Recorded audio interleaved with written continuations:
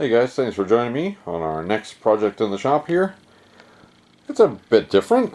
This is a weed whacker on steroids. It uses real thick heavy lines down there, and when there's two new ones in it, it'll cut 22 inches wide. 22 inch. This happens to be a Sears Craftsman. There's a bunch of other manufacturers that make similar things. This one's got a 6-horse Briggs & Stratton on it. And this is a customer job, actually. He wants me to fix it up, get it running. He had some gas in it. It's empty now, but there was some gas in it. Tried to get it started, and it just kind of coughed and sputtered. So it fires, but it doesn't run properly. So we're going to pull the carb off and dunk her in the ultrasonic and get that figured out. I know for a fact that this hasn't been run in years. It's set for a while. So there's that. We're going to clean it up, get it ready for sale because he wants to get rid of it. He's got 2 of these units. We'll get that going. And I did notice that the actuator to make the head spin is something's off with it. Either the cable's broken or it's disconnected somehow.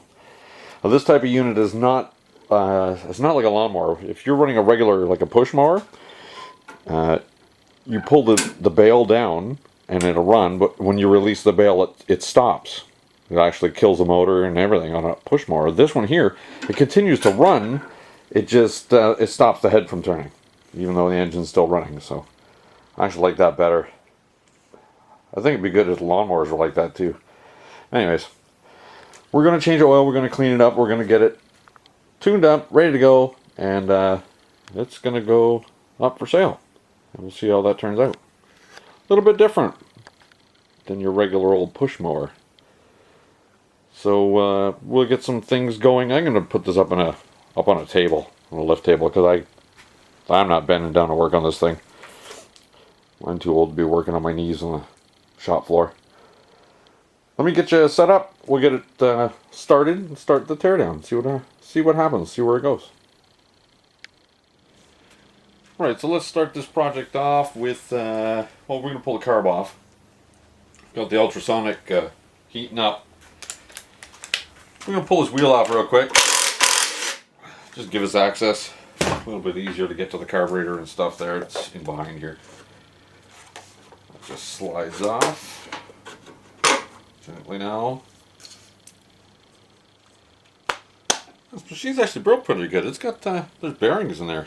It's not just like a lawnmower where it's a plastic wheel and a round shaft. We're going to make sure that we oil up those bearings and make them work good before we're done. So that's that. The throttle cable is attached to the top of the carburetor mechanism here, and there's a cable up on the handles. What I'm going to do is I have to take it out of the clamp here, so just to make it easier on me, I take a Sharpie and mark where the cable was. That way I can just, without even thinking, just put it back where it was. That's not to say it's adjusted properly now, but it gives us a place to start.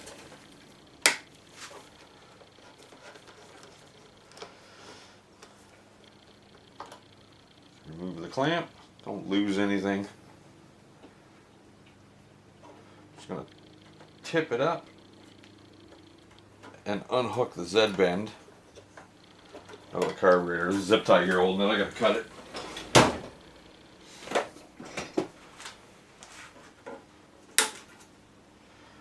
Another zip tie bites the dust.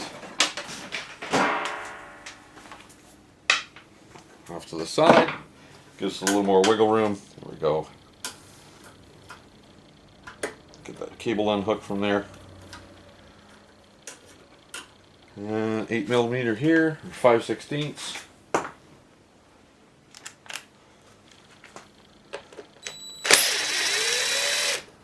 That's our air filter. Seen better days. Let's get that out of there. Yeah, I think we can probably invest in a new one. Pre-filter in here. It's a mesh screen with a foam on it. Do not oil.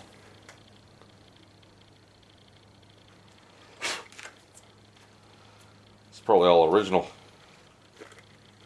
Get the pre-filter out of there. Yeah. We'll blow that out with compressed air eventually. And not oil it. That stuff's out of the way. Let's get this cover off of here.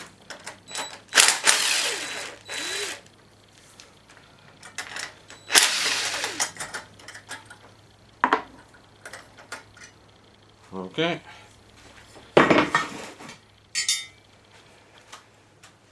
Where are we now?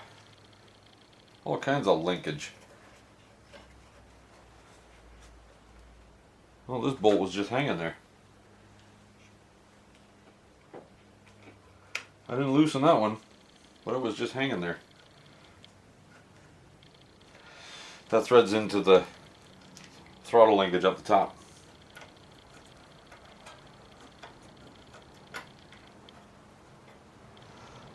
Alright, let's get this cover off of here.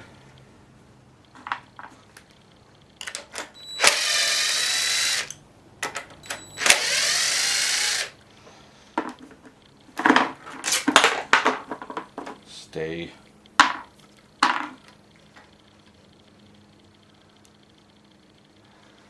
Okay, so on the back side here, I can just pop it off. This is the back side. This little hose goes up into the crankcase breather. This is our primer bulb. There's no line on the primer bulb. Pushes and pulls through a port here. There's a little tiny hole in this gasket. Tiny hole there. It popped out of the stand. We'll have a look.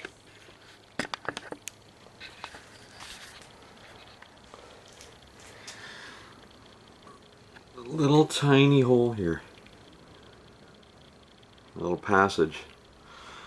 Might be difficult to find that gasket. I should got to be very, very careful with it. Bunch of dried up stuff in there. You can see how dirty the carburetor is. There is a little jet there. It's full of junk. You get a light in there? Oh yeah. That's pretty messy looking.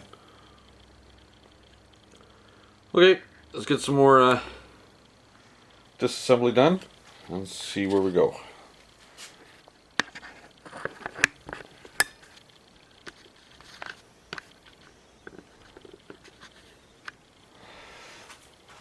Alright, I don't think there's much fuel in there. I'm just going to grab a rag and hold it up underneath here.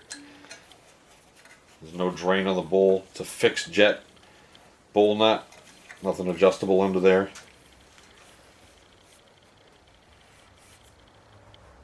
I'll get a rag, get that fuel line off of there.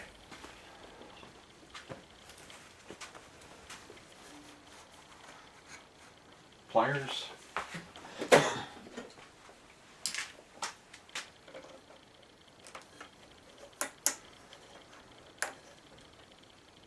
Oh, a little bit of fuel.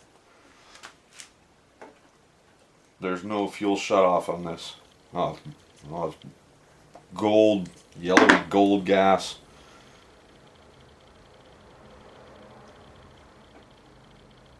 Smells horrible. I think that's all of it. Wasn't much. Yep, it smells like old gas been sitting forever.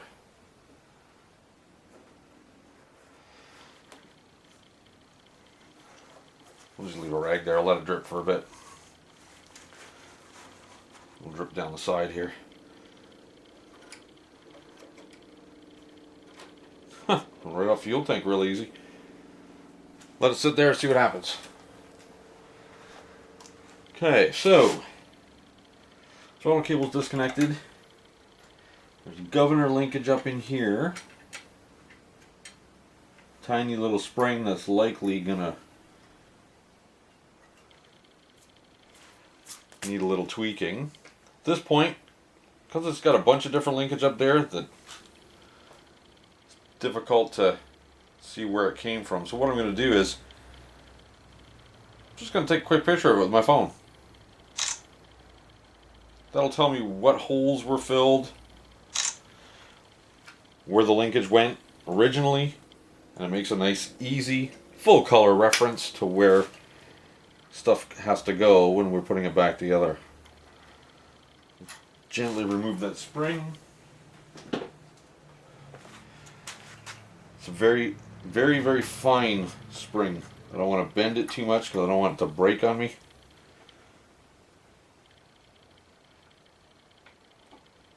Gently unhook it.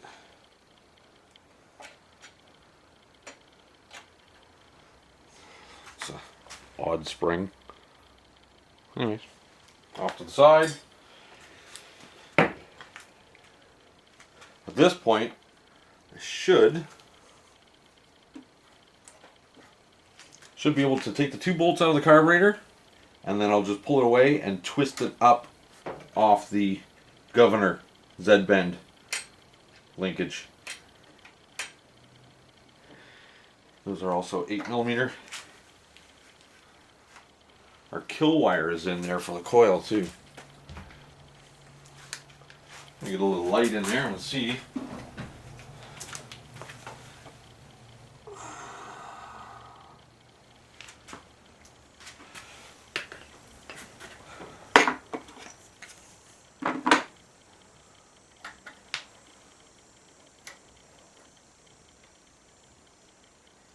Yeah. So it's just a wire that's held in a spring clip. So just push the spring up and you'll slide the wire right out of the connector. Okay. That's just the ground for to kill the coil. Now we can take 2 bolts out of the carburetor.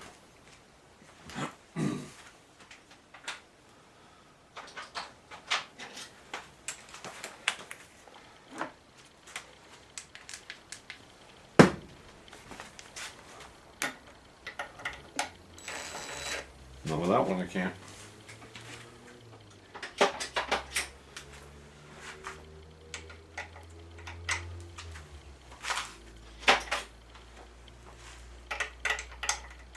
Three-eighths.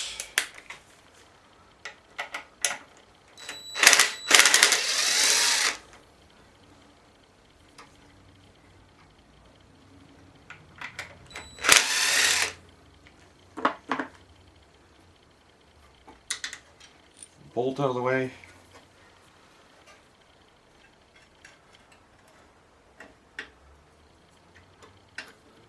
I'll just finagle the carburetor out. The governor Z-bend. There we are.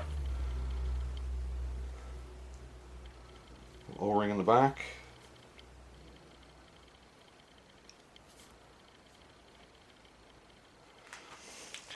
So that's where we're starting with.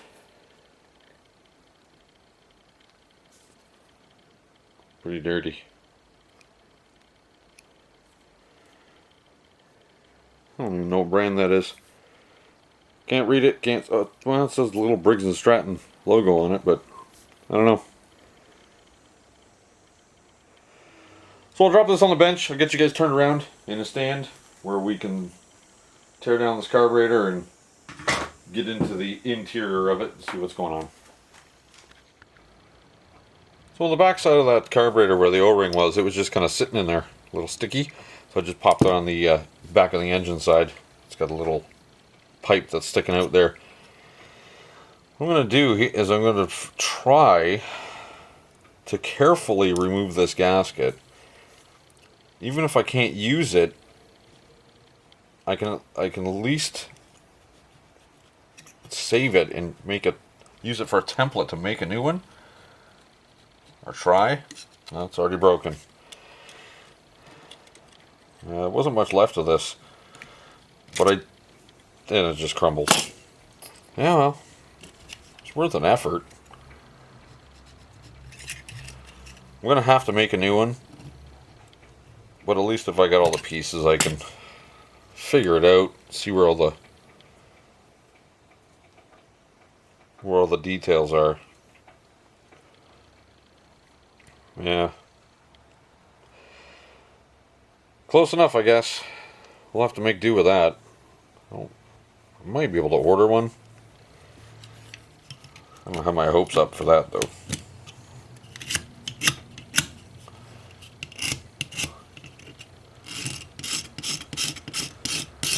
Let's clean a little bit of that gasket off of there. There's a little hole. That little hole right there is where that gasket was showing that passage that ran down for the primer. Okay, that's that. Any screws? Nope. Nothing adjustable. No screws in it. Or no jets that I can take out from the outside. Fuel ball off.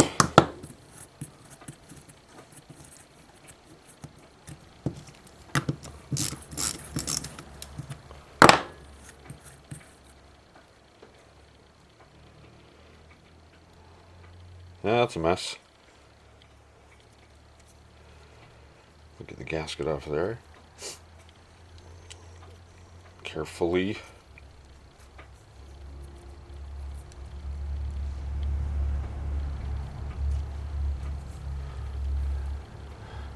Dirty.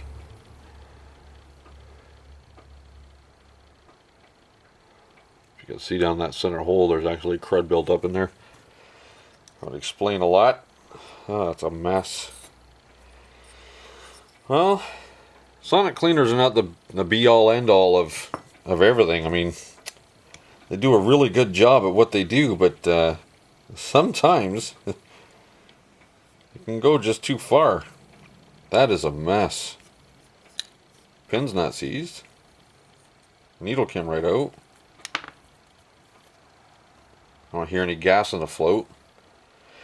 This I'm going to clean just externally with a nylon brush and a little bit of carb cleaner. Got an all metal needle. That'll go in the sonic cleaner. The jet's going to go in the sonic cleaner. A residual fuel. The seat is rubber. You can see right up in that emulsion tube the mess we have in there.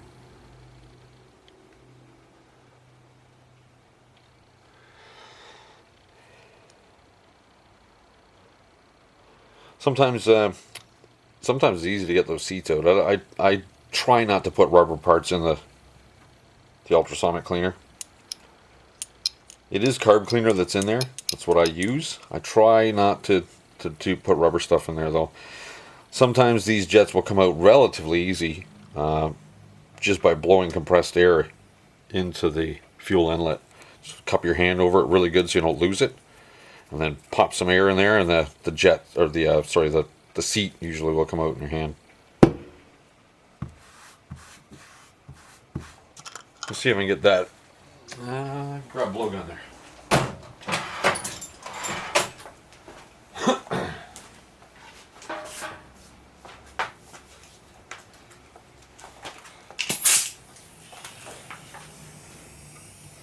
All right, hope for the best.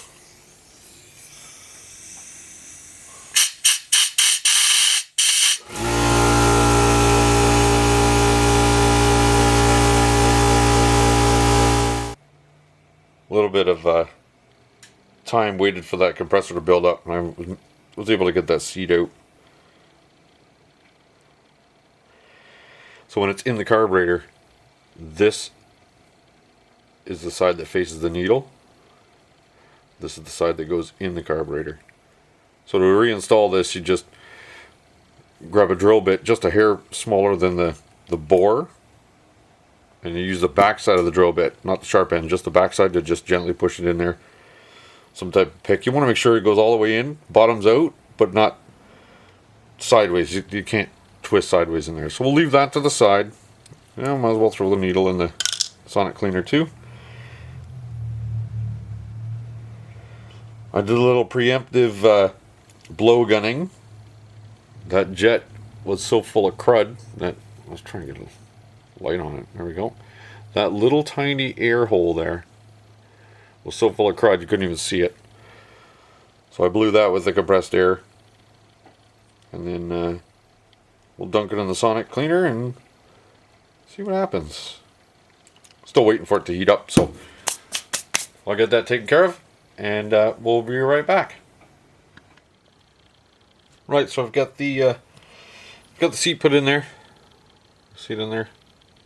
Green seat down the bottom. Yep, there you go. Yeah, I just got it kind of half-ass lined up in there, and then I used I think about a 3/16 drill bit, maybe a little one size bigger, and just used the back side of the drill bit, shoved it down there, made sure it was seated flat. So that's all good. I've got all the passages blown out. That's all set.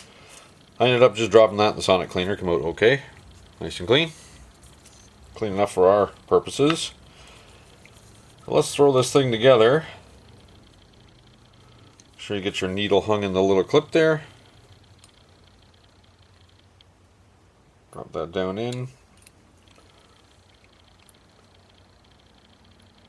Our float pivot pin.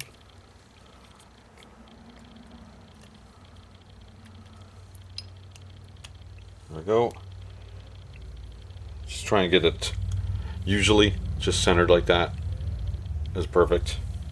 The edge of the float bowl actually holds that in from sliding out. Get a gasket down on there.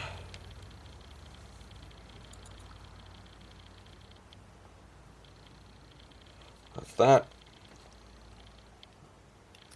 Float bowl orientation doesn't matter. Look how nice and clean that came out. With the sonic cleaner, just popped it out, gave it a wipe, and that's the way it was. Make sure that gasket is sitting in there. Looks nice and even all the way around. We've got our gasket back on our bowl nut, which is also our main jet. It's a fixed jet. You can't adjust it. You can unintentionally adjust it.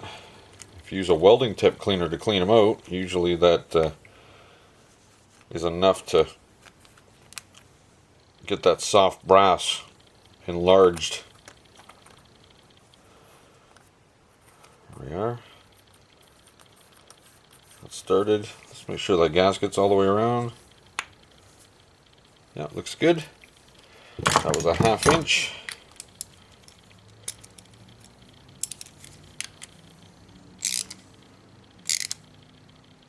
Good and snug. Well, that should be alright. So, I made the gasket, which was easier to see. So that's the 2 screw holes, one here, one there, and the hole for the primer. It's got to pass through and go into the cover. Wanted to show you, if it's a 1/4 inch hole, that's easy. Any normal hole punch, a 3-hole punch, and any of those little hole punches will work just fine. You can get them in 1/8 inch too, but the one I have here is 1/4. Well, those holes are much smaller than 1/4, and going by the old gasket, if you try and put a 1/4 inch hole in that gasket, you'll actually cut the whole gasket in pieces. So what I come up with was a T25 screwdriver. And all I did was I knew where the holes had to be because I marked them. And I left it on the paper towel. And I just held the screwdriver where it needed to go. A little bit of pressure and just some rotations like this back and forth.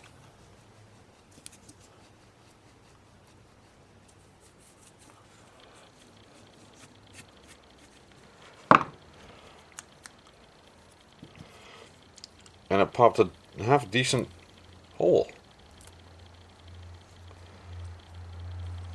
Not too bad, actually. Worked out pretty good this time. See? Good enough. It's a tiny little screw that's got to go through it, so want to make sure that it's not too big and too small. It seems to work for me. So now we can actually mount that carb back on there. So we'll get the governor linkage back in there and tip it like this, get the governor linkage in, we'll bolt it back on the engine.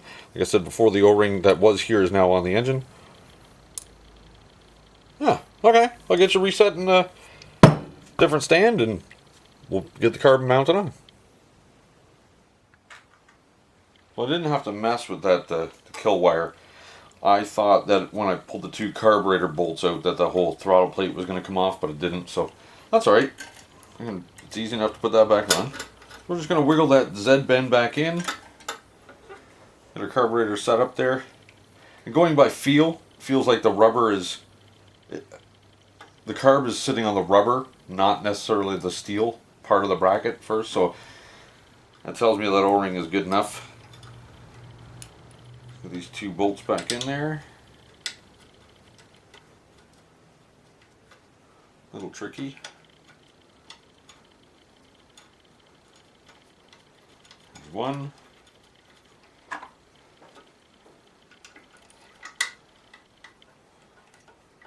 There's two.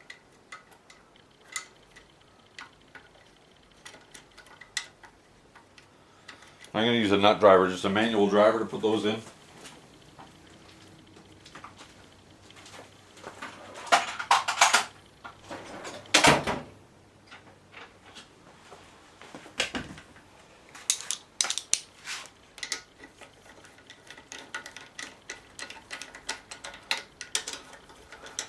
Left one's just snugged. Right one's going to be snugged up. Tight. Tight. Throttle linkage is working okay. I'll put that weird spring back on there. Wherever it ended up. Oh, it's on the other side now. I had to relocate some stuff over here to give me some room to work.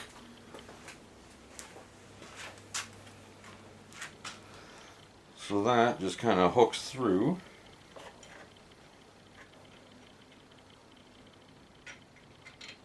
Hooks onto the governor linkage. Hooks onto the throttle plate linkage. That's that. Let's get that kill wire back hooked up the way it's supposed to be.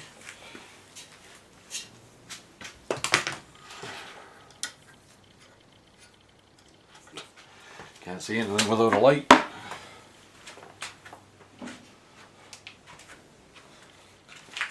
There we go. So it's just a little spring-loaded thing. This the wire, the bare part of the wire has to hook through a little metal loop. And there's just a spring holding it, holding the tension in. There we go, that's back in there. I'll just tuck this back up out of the way where it was. That should be good.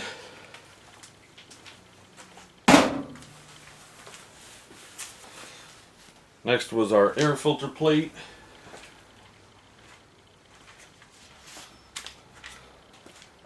Just going to give it a little brush with just a little clean out with a brush here.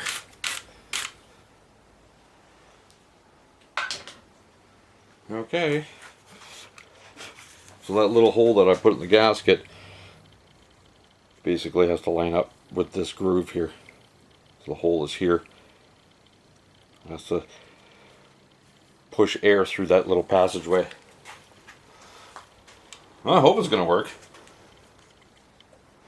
I'll hook up the fuel line back first, since everything else is in the way. That's on. Make sure the little spring clamp goes on. It's good. This side's alright. Okay, there's a air tube here that hooks onto the engine for crankcase ventilation.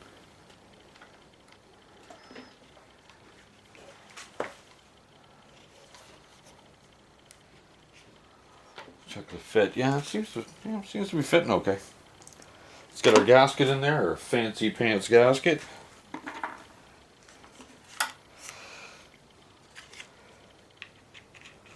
I'll put our screws through here first. That way the screws will hold the gasket. It's a 8mm.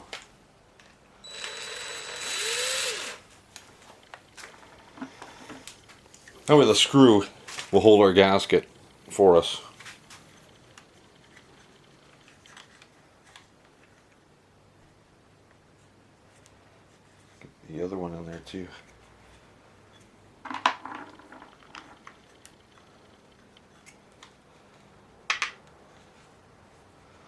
That's a good start. Do this by hand with a nut driver again.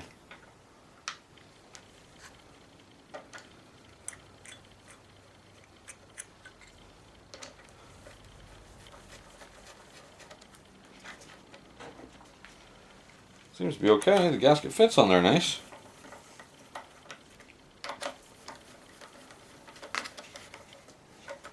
Just reach behind here and make sure that little elbow is still attached to the crank breather. It is.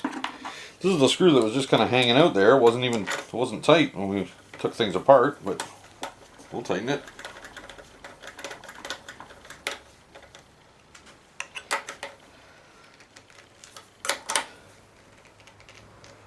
Okay, good and snug.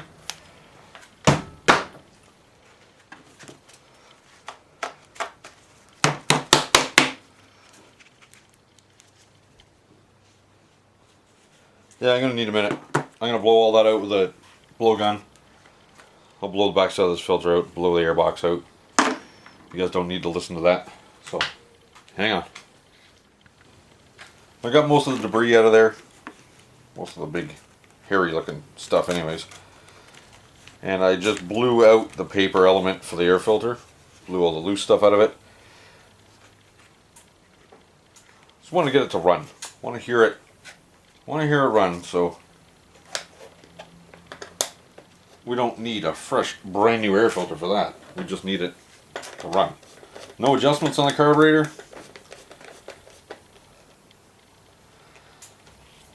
I gotta put it back down on the ground to get it fired up. Before I do that, I'm gonna pull that plug out and have a quick look. I'm gonna put the wheel back on. That way it's not all lopsided sitting on the ground.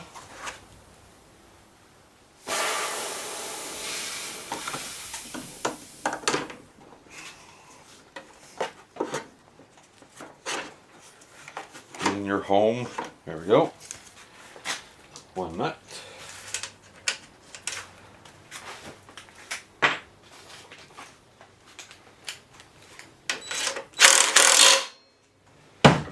Okay, wheels on, that's on. Let's pull the plug out of there and have a look.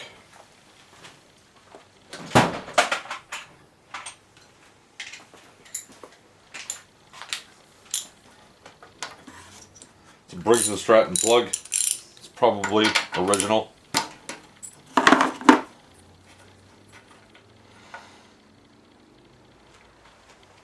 have a look-see. It's not horrendous. It's not clean. Focus on it. There we go. It's not clean, but it's not horrible. A little wet. I'm going to dry it off with some brake clean. I'm going to wire brush it, gap it to 30 thou, pop it back in.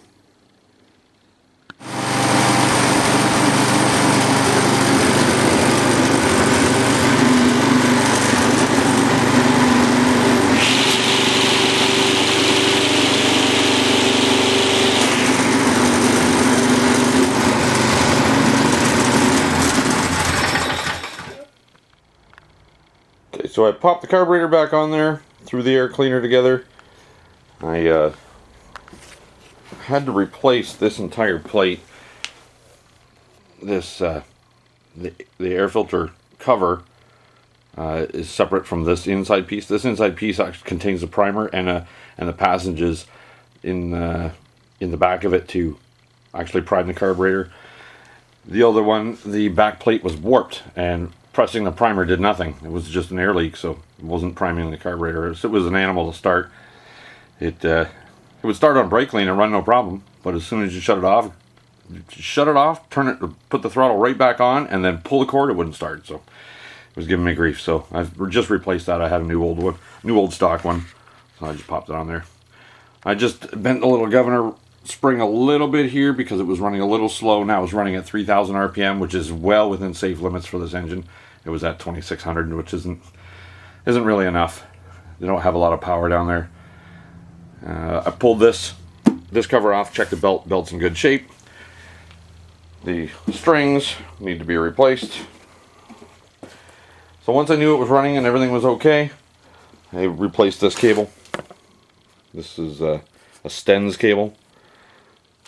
I didn't have it from my local supplier. That had to come from Amazon. So anyways, this thing runs mint now. Runs real good. I actually already have a buyer for this. If the guy's interested. He's got a riverfront property that grows overgrown along the banks. So he's interested in picking this up for the spring. Anyways, that's going to wrap this one up. A little bit of a different project. It's a weed whacker on steroids. It's 22 inches wide. 6 horsepower. That'll do it.